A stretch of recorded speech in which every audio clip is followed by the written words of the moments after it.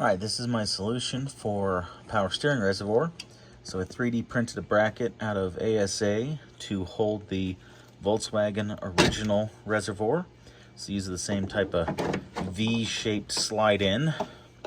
And we just need to connect up our hose from the lower up to the suction of the pump. And then our return from the Vanagon over to the Vanagon original line, this one here. So it allows me to reuse a Volkswagen part. Fits up under there, clears. I can take it out if I need to. And this is what the bracket looks like out of the van. Ignore the top layer here. The print failed when it went to the top layer, but it should still work. So we have a pass-through, so if I need to, I can route some wire or something there and just have a little holder in the future.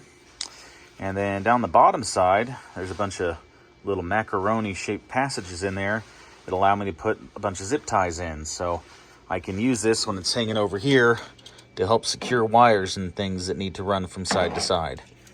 And then, to mount it in the van, down here, we marked it with a pencil and then drilled out and put in a couple of rib nuts down there so we can just bolt it right into this double lip.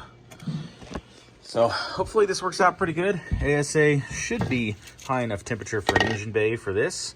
If not, we'll find out. You can see here's an older version that I did that I didn't like the spacing of.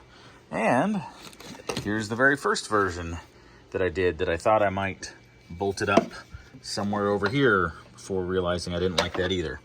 So a couple different prototype versions and then final one printed in ASA.